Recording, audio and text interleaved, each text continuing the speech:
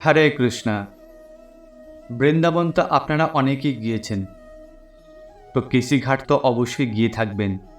তো সেই কেশিঘাটের কাছে এক সমাধি আছে, এক পরম ভক্তের সমাধি আছে।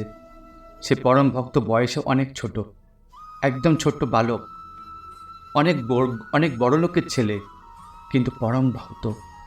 তার সমাধি রয়েছে ওম প্রকাশ।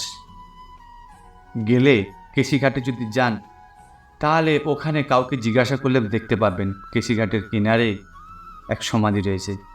আর তাকে নিয়েই এক অদ্ভুত সত্য ঘটনা, গায়ের রোম কাঁটা দিয়ে উঠবে। বৃন্দাবন ধামের এমন এক লীলা রাধা মাধব শ্রী বিহারীলাল করলেন, আশ্চর্য বিষয়। ভগবান যদি হৃদয় যদি বিরহ থাকে, হৃদয় যদি ব্যাকুলতা থাকে, হৃদয় যদি পরিশুদ্ধ প্রেম থাকে, তো তো ভগবান আসতে বাধ্য। ভগবান আসতে বাধ্য। ব্যাকুলতা থাকতে হবে, ভগবানকে দেখার জন্য ব্যাকুলতা থাকতে হবে। আজকে চলুন সেই সত্য ঘটনা আমরা শুনে নিই, মন মোহিত হয়ে যাবে। সেই পরম বালক পরম ভগবত ভক্ত ছিলেন।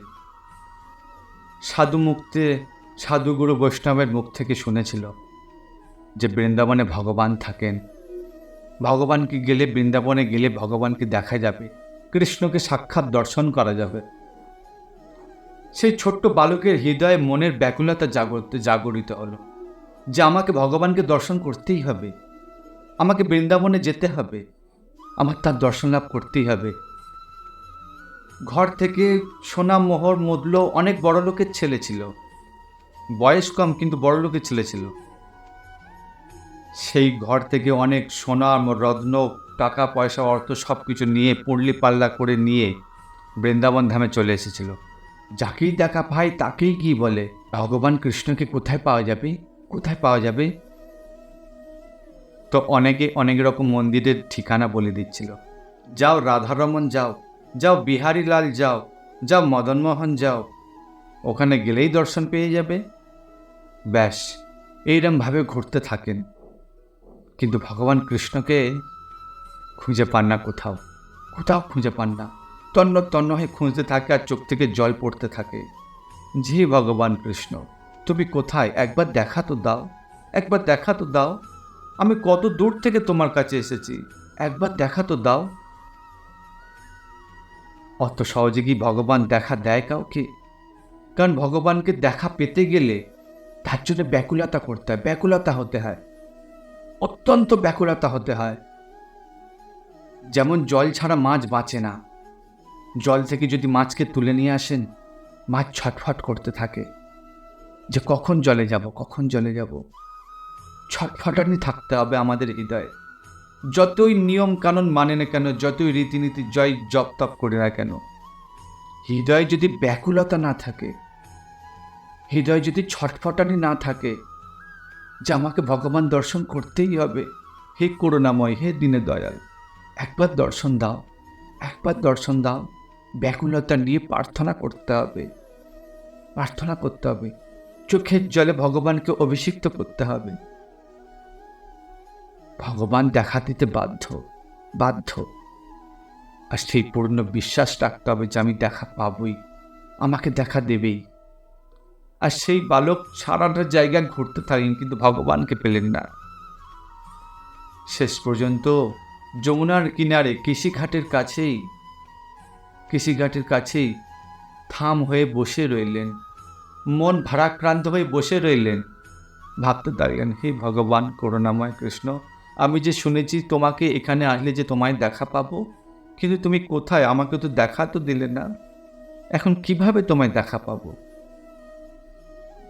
আর ঠিক সেই সময় এক ঠকবাজ, যিনি ছল বল কলে কৌশলে অন্য মানুষদের ধন হরণ করে থাকে, ছলনার ফাঁদে ফেলে, মানুষের চুরি ছিনতাই জিনিসপত্র চুরি করে, সেই রকম এক ঠকবাজ, একটা ছেলে বালক, একটা ইয়ং যুবক। সেই ঠকবাজ একজন ইয়ং যুবক, সে দেখল যে কৃষিঘাটে এক বালক বসে রয়েছে পুঁড়লি পাল্লা ভর্তি। ঠকবাজের লক্ষ্য গেল যে পুঁড়লি পাল্লায় কি আছে, আমাকে নিতে হবে। আর দেখে তো মনে হচ্ছে ভগবান ভগবান করে পাগল হয়ে যাচ্ছে। সেই ঠকবাজ সেই ছোট্ট বালকের কাছে এলেন, বলেন, ভাই কি হয়েছে, মন এত কেন দুঃখ? তখন পাশে ওই যুবকের দিকে তাকিয়ে দেখে বলে যে আমি যে শুনেছি যে এখানে বৃন্দাবনে কৃষ্ণকে দেখা পাওয়া যায়, ভগবানকে দেখা পাওয়া যায়, যিনি এত করুণাময়, যিনি সবার প্রতি কৃপা করে থাকেন, সবাইকে দর্শন দিয়ে থাকেন, তাহলে আমি কেন দর্শন পাচ্ছি না? আমি কিভাবে দর্শন পাবো? ব্যাস, সুযোগ পেয়ে গেলেন এই ঠকবাজ, যেই এক সুযোগ। তখন ওই ঠকবাজ ইয়ং যুবকটি সেই ছোট্ট বালকটিকে বললেন, তুমি ভগবান কৃষ্ণকে দেখতে চাও? তাহলে আমার কথা মতো চলতে হবে। সরল সাদাসিধে হৃদয় বালক বলে উঠলেন যে কি করলে আমায় দেখা পাবো আগে বলো। বলছে, হ্যাঁ দেখা পাবো, তার আগে তোমার কাছে যে জিনিসপত্র আছে সেইগুলো আমার কাছে দাও, কারণ এইগুলো তোমার সঙ্গে থাকলে তুমি পাবে না তো ভগবানকে দেখতে। সরল হৃদয় বালক বললেন, ঠিক আছে ঠিক আছে, নিয়ে নাও, আমি ভগবানকে দর্শন করতে চাই, আমার আমার কাছে আপনার কাছে থাক, আপনার কাছে থাক, কি করতে হবে একবার বলুন।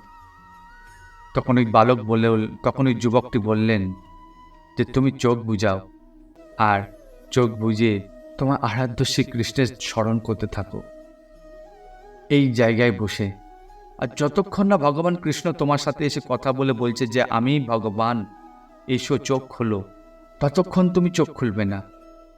সরল হৃদয়ে সেই বালক মনে প্রাণে গাঁট বেঁধে নিল যে এ তো আমার গুরুর মতন, আমার কৃষ্ণকে পাওয়ার জন্য আমার রাস্তা দেখিয়ে দিচ্ছে, তাহলে গুরুর কথা মানতেই হবে। ছোট্ট বালক বললেন, হ্যাঁ দাদা, হ্যাঁ গুরুদেব, আপনার কথাই আমি মানব, আমি যতক্ষণ না কৃষ্ণ আসছেন ততক্ষণ আমি চোখ খুলব না। ব্যাস, বসে রইলেন। আর ওই জিনিসপত্র নিয়ে ওই যুবকটি চলে গেলেন, পালিয়ে গেলেন। 1 দিন যায়, 2 দিন যায়, 3 দিন যায়, সে বালক ঠায় হয়ে বসে থাকে, না খাওয়া দাওয়া, না কিছু, কোনো খাওয়া দাওয়া নেই, ঠায় হয়ে বসে আছে শুধু চোখ বুজে। হে করুণা সিন্ধু ভগবান কৃষ্ণ, তুমি কখন আসবে, কখন আমায় দেখা দেবে? গভীর আত্মবিশ্বাস, গভীর আত্মবিশ্বাস যে আমার গুরু বলে গেছে যে আসবে, কৃষ্ণ আমাকে দর্শন দিতে আসবে, যতক্ষণ না চোখ খুলব ততক্ষণ কৃষ্ণ না এসে আমায় বলছে যে আমিই ভগবান। গুরু যখন বলে গিয়েছে তখন এই কথা অবশ্যই হবে, আসবেই কৃষ্ণ। এইরম ভাবে দিন 10 পেরিয়ে গেল, ভগবান আর দেখা পেল না। এদিকে বৃন্দাবনের রাধারমণ লাল হৃদয় ছটফট করছে যে এমন এক পরম ভক্ত, এমন এক ছোট্ট বালক আমার দর্শন পাওয়ার লালসায় না খেয়ে দে একজন ঠকবাজের কথাতে বিশ্বাস করে নেয় আমায় দর্শন পাওয়ার জন্য সে বসে আছে। ভগবানের হৃদয় টলে গেল। ভগবান আর থাকতে পারছে না যে আমাকে দর্শন তো দিতেই হবে, সে যাই হোক না কেন, যে বলেছে শুধু বিশ্বাস তো করেছে না যে আমি তাকে দর্শন দেব, ব্যাস এটাতেই তার ভজন হয়ে গেছে, এটাতেই ভজন হয়ে গেছে। আমরা কত বছর ধরে আমরা ভজন সাধন করছি, ভগবানের সেবা করছি, কিন্তু এইরকম বিশ্বাস তো হয়নি কোনো কথায়। এত মানুষের, এত ভক্তের কাছ থেকে কথা তো শুনি, এত মহাজনের কাছ থেকে তো কত কথা শুনছি, ভগবানকে পাওয়ার কত রাস্তা আমাদের দেখিয়ে দিচ্ছে, কিন্তু তাদের কথা তো এক মুহূর্ত বিশ্বাস তো যাচ্ছে না। এইরকম যে সামান্য কথাতে বিশ্বাস, খাওয়া দাওয়া নেই, এক নাকারে বসে আছে, সেই আত্মবিশ্বাস যে ভগবান আসবে।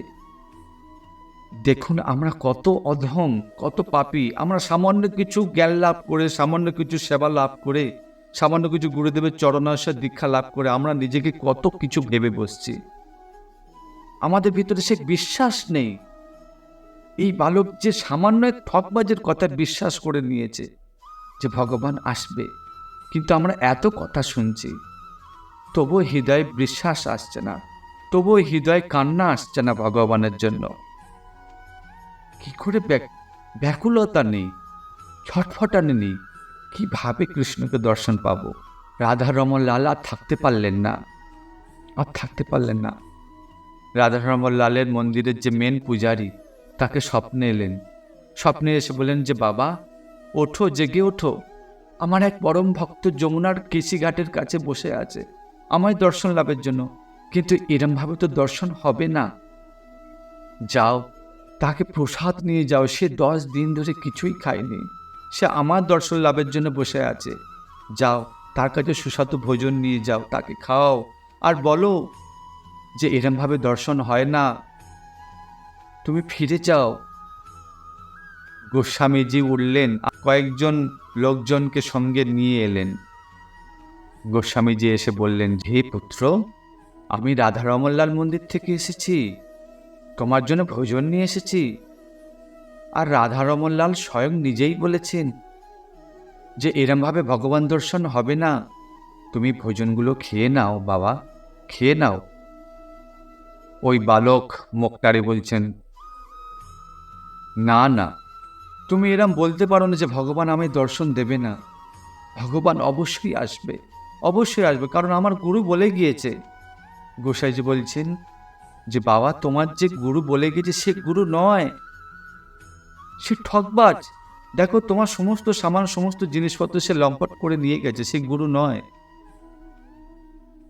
তখন এই বালক বলতে থাকলেন যে গোসাইজি, তুমি এরম কথা বলছো, গুরুর নামে এরম কথা বলছো?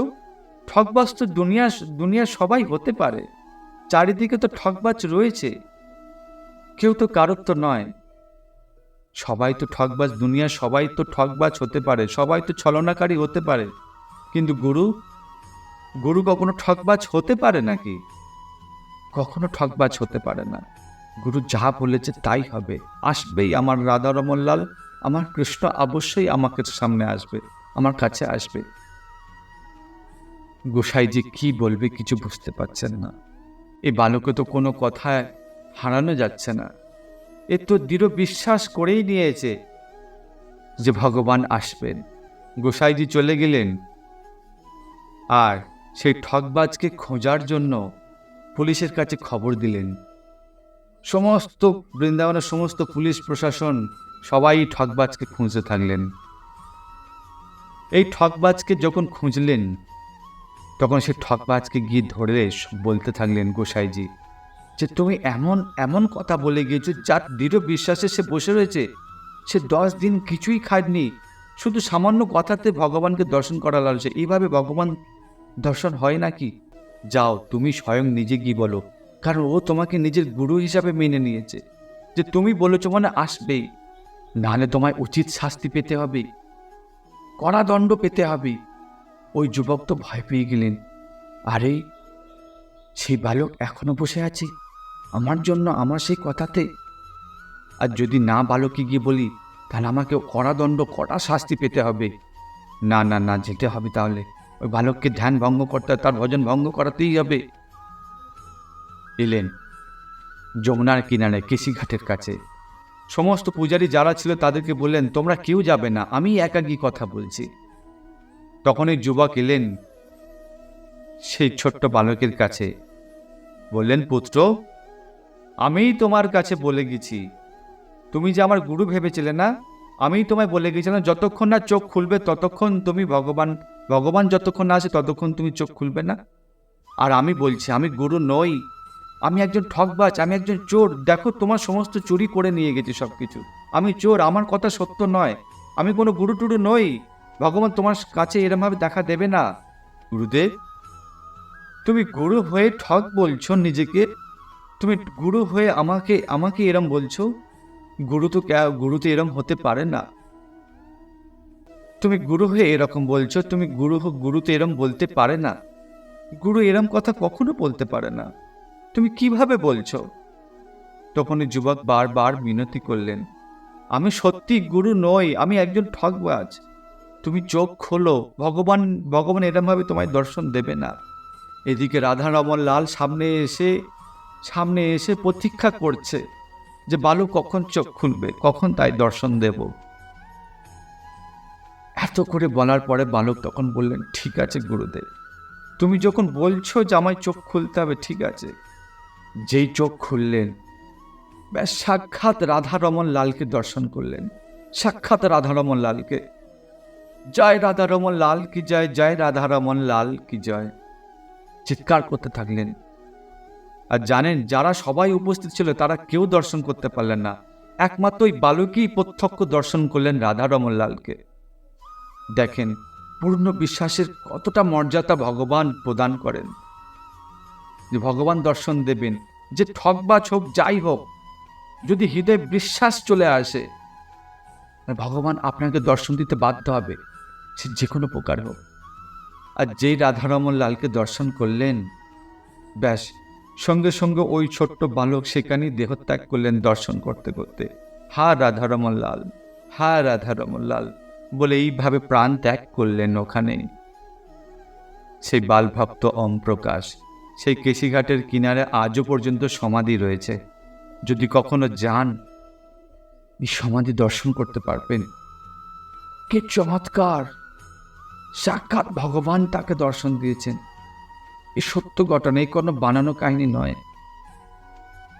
যাই হোক, কেমন লাগলো এই লীলা কথা?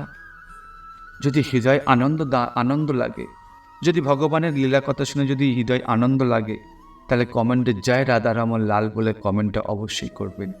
আর এই রকমের সুন্দর সুন্দর লীলা কথা শুনতে চ্যানেলটিকে অবশ্যই সাবস্ক্রাইব করুন, আর বেশি করে এই ভিডিও শেয়ার করুন, যাতে তারাও এই লীলা কথা শুনে হৃদয় ভগবানের প্রতি প্রেমপূর্ণ ভাব যেন জাগরিত করতে পারে।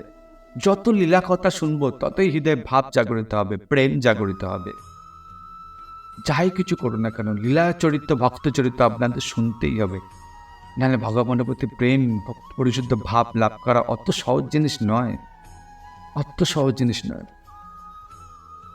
ভালো থাকবেন, সুস্থ থাকবেন। হরে কৃষ্ণা।